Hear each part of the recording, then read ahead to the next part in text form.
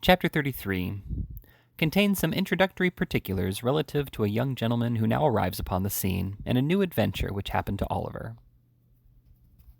It was almost too much happiness to bear. Oliver felt stunned and stupefied by the unexpected intelligence. He could not weep or speak or rest. He had scarcely the power of understanding anything that had passed, until after a long ramble in the quiet evening air, a burst of tears came to his relief, and he seemed to awaken all at once to a full sense of the joyful change that had occurred, and the almost insupportable load of anguish which had been taken from his breast. The night was fast closing in when he returned homewards, laden with flowers which he had culled with peculiar care for the adornment of the sick chamber. As he walked briskly along the road, he heard behind him the noise of some vehicle approaching at a furious pace. Looking round, he saw that it was a post-chaise driven at great speed, and as the horses were galloping, and the road was narrow, he stood leaning against a gate until it should have passed him by. As it dashed on, Oliver caught a glimpse of a man in a white nightcap, whose face seemed familiar to him, although his view was so brief that he could not identify the person. In another second or two, the nightcap was thrust out of the chaise window, and a stentorian voice bellowed to the driver to stop, which he did as soon as he could pull up his horses, when the nightcap once again appeared, and the same voice called Oliver by his name. "Here!" cried the voice. "Master Oliver, what's the news? Miss Rose! Master Oliver!" "Is it you, Giles?" cried Oliver, running up to the chaise door. Giles popped out his nightcap again, preparatory to making some reply, when he was suddenly pulled back by a young gentleman who occupied the other corner of the chaise, and who eagerly demanded what was the news. "In a word," cried the gentleman, "better or worse?" "Better, much better," replied Oliver hastily. "Thank goodness!" exclaimed the gentleman. "You are sure?" "Quite, sir," replied Oliver. "The change took place only a few hours ago, and Mr. Losberne says that all danger is at an end." The gentleman said not another word, but opening the chaise door, leaped out, and, taking Oliver hurriedly by the arm, led him inside. "This is quite certain. There's no possibility of any mistake on your part, my boy, is there?"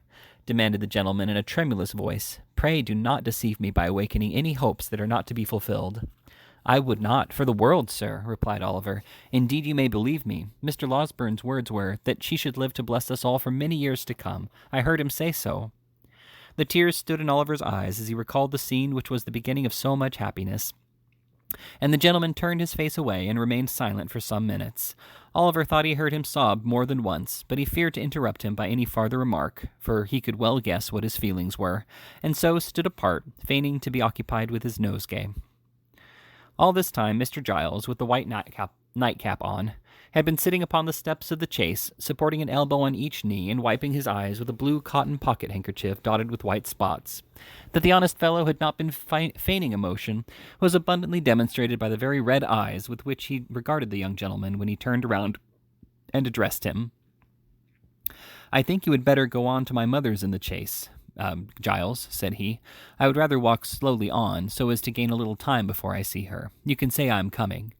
"I beg your pardon, Mr. Harry," said Giles, giving a final polish to his ruffled countenance with the handkerchief, "but if you would leave the post-boy to say that, I should be very much obliged to you. It wouldn't be proper for the maids to see me in this state, sir. I should never have any more authority with them if they did." "Well," rejoined Harry Maylie, smiling, "you can do as you like. Let him go on with the portmanteaus, if you wish it, and do you follow with us. Only first exchange that nightcap for some more appropriate covering, or we shall be taken for madmen."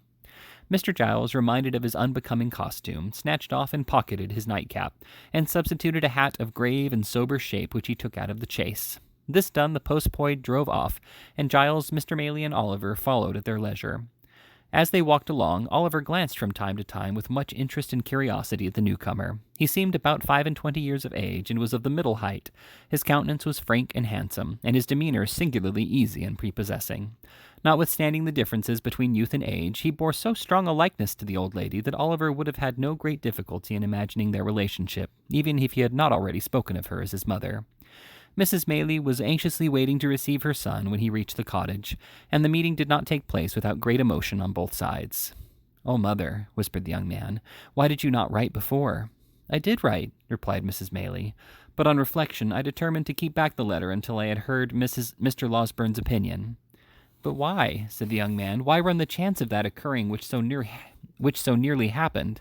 If Rose had—I cannot utter the word now.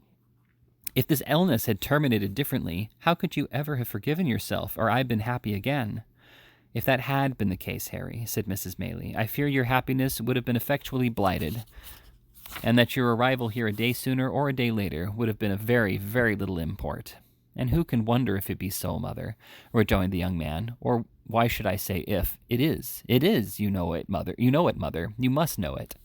I know that she well deserves the best and purest love that the heart of man can offer, said Mrs. Maylie. I know that the devotion and affection of her nature require no ordinary return, but one that shall be deep and lasting. If I did not feel this, and know besides that a changed behavior in one she loved would break her heart, I should not feel my task so difficult of performance, or have to encounter so many struggles in my own bosom, when I take what seems to me to be the strict line of duty. That is unkind, mother, said Harry. Do you still suppose that I am so much a boy as to not know my own mind, or to mistake the impulses of my own soul? I think, my dear fellow, returned Mrs. Maylie, laying her hand upon his shoulder, that youth has many generous impulses which do not last, and that among them are some which, being gratified, become only the more fleeting.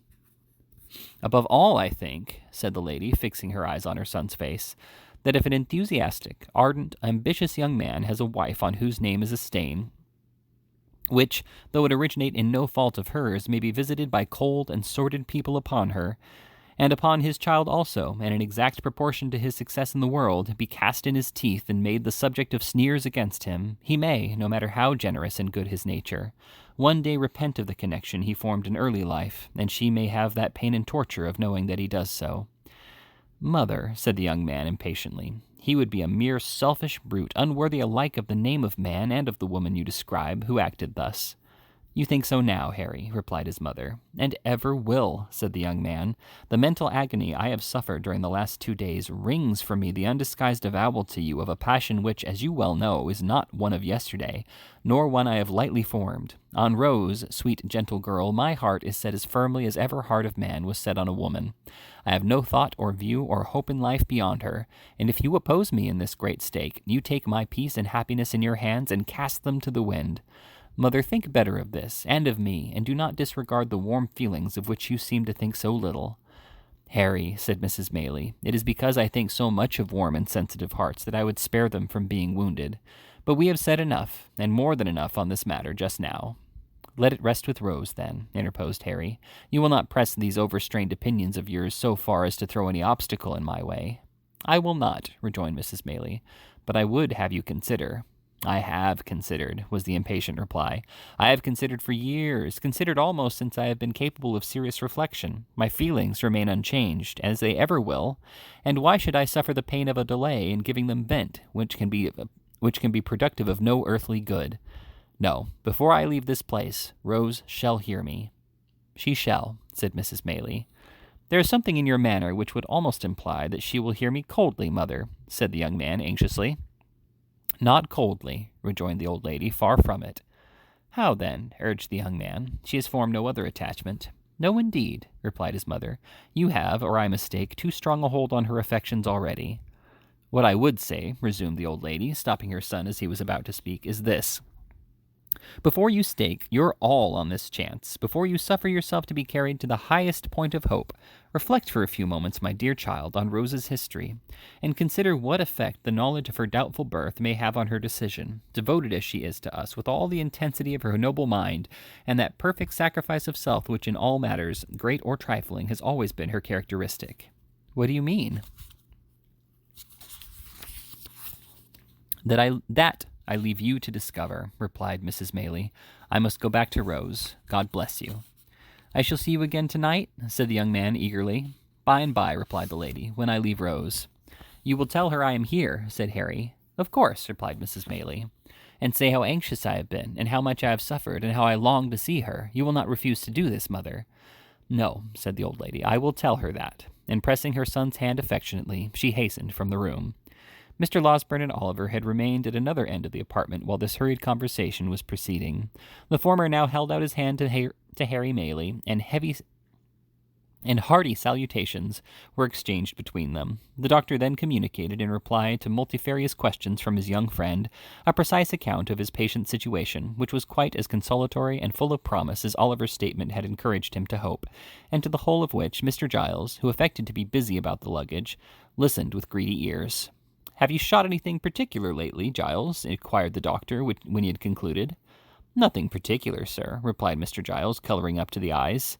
"Nor catching any thieves, nor identifying any housebreakers?" said the doctor maliciously. "None at all, sir," replied Mr. Giles with much gravity. "Well," said the doctor, "I'm sorry to hear it, because you do that sort of thing so well. Pray, how is Brittles?" "The boy's very well, sir," said Mr. Giles, recovering his usual tone of patronage, "and sends his respectful duty, sir." "That's well," said the doctor. "Seeing you here reminds me, Mr. Giles, that on the day before that on which I was called away so hurriedly, I executed, at the request of your good mistress, a small commission in your favor. Just step into this corner a moment, will you?" Mr. Giles walked into the corner with much importance and some wonder, and was honored with a short whispering conference with the doctor, on the termination of which he had made a great many bows, and retired with steps of unusual stateliness. The subject matter of this conference was not disclosed in the parlor, but the kitchen was speedily enlightened concerning it. For Mr. Giles walked straight thither, and having called for a mug of ale, announced, with an air of majestic mystery which was highly effective, that it had pleased his mistress, in consideration of his gallant behavior on the occasion of that attempted robbery, to deposit in the local savings bank the sum of £25 for his sole use and benefit. At this the two women servants lifted up their hands and eyes, and supposed that Mr. Giles would begin to be quite proud now, whereunto Mr. Giles, pulling out his shirt frill, replied, "No, no." And if they observed at any time that he was at all haughty to his inferiors, he would thank them to tell him so. And then he made a great many other remarks, no less illustrative of his humility, which were received with equal favor and applause, and were withal as original and as much to the purpose as the remarks of the great men commonly are. Above stairs, the remainder of the evening passed cheerfully away, for the doctor was in high spirits, and however fatigued or thoughtful Harry Maylie may have been at first, he was not proof against the worthy gentleman's good humor, which displayed itself in a great variety of sallies and professional recollections, and an abundance of small jokes, which struck Oliver as being the drollest things he had ever heard, and caused him to laugh proportionately, to the evident satisfaction of the doctor, who laughed immoderately at himself, and made Harry laugh almost as heartily by the very force of sympathy. So they were as pleasant a party as, under the circumstances, they could well have been, and it was late before they retired, with light and thankful hearts, to take that rest of which, after the doubt and suspense they had recently undergone, they stood so much in need. Oliver rose next morning in better heart, and went about his usual early occupations with more hope and pleasure than he had known for many days. The birds were once more hung out to sing in their old places, and the sweetest wildflowers that could be found were once more gathered to gladden Rose with their beauty and fragrance. The melancholy which had seemed to the sad eyes of the anxious boy to hang for days past over every object, beautiful as they all were, was dispelled as though by magic. The dew seemed to sparkle more brightly on the green leaves, the air to rustle among them with a sweeter music, and the sky itself to look more blue and bright. Such is the influence which the condition of our own thoughts exercises even over the appearances of external objects. Men who look on nature and their fellow men and cry that all is dark and gloomy are in the right, but the somber colors are reflections from their own jaundiced eyes and hearts. The real hues are delicate and require a clearer vision. It is worthy of remark, and Oliver did not fail to note at the time, that his morning expeditions were no longer made alone. Harry Maylie, after the very first morning when he met Oliver coming laden home, was seized with such a passion for flowers, and displayed such a taste in their arrangement as left his young companion far behind. If Oliver were behindhand in these respects, however, he knew where the best were to be found, and morning after morning they scoured the country together, and brought home the fairest that blossomed. The window of the young lady's chamber was open now, for she loved to feel the rich summer air stream in and revive her with its freshness, but there always stood in water, just inside the lattice, one particular little bunch, which was made up with great care every morning. Oliver could not help noticing that the withered flowers were never thrown away, although the little vase was regularly replenished, nor could he help observing that whenever the doctor came into the garden, he invariably cast his eyes up to that particular corner, and nodded his head most expressively as he set forth on his morning's walk.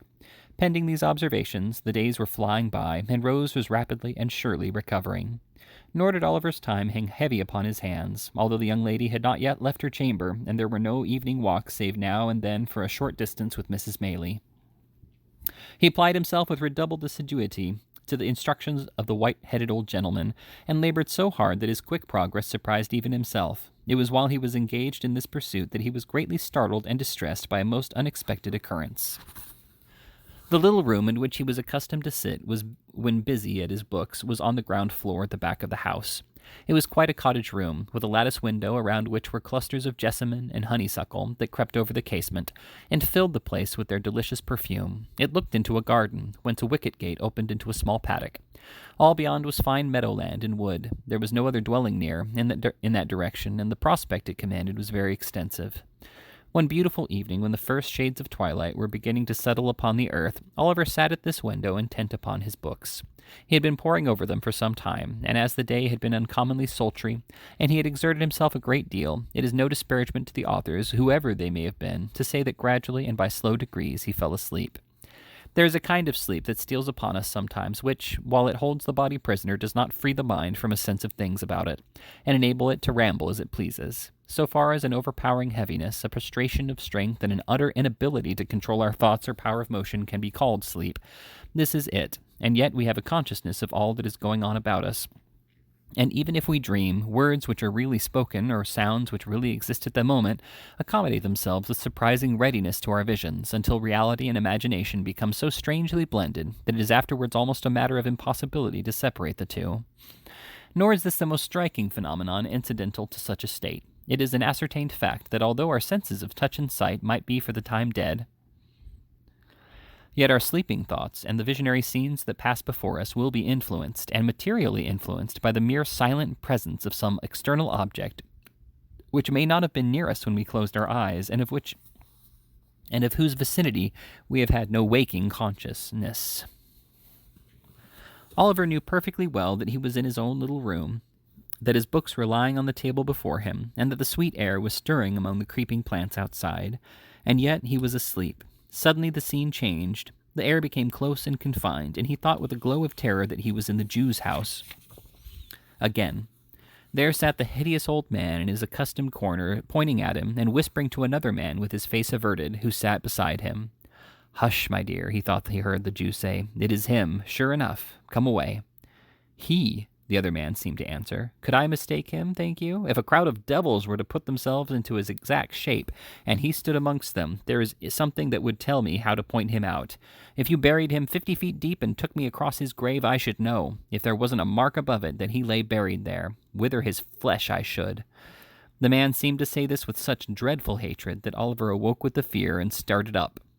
Goodness, what was that which sent the blood tingling to his heart and deprived him of voice or power to move? There at the window, close before him, so close that he could have almost touched him before he started back, with his eyes peering into the room and meeting his, there stood the Jew, and beside him, white with rage or fear or both, were the scowling features of the very man who had accosted him at the inn-yard. It was but an instant, a glance, a flash before his eyes, and they were gone. But they had recognized him, and he them, and their look was as firmly impressed upon his memory as if it had been deeply carved in stone, and set before him from his birth. He stood transfixed for a moment, and then, leaping from the window into the garden, called loudly for help.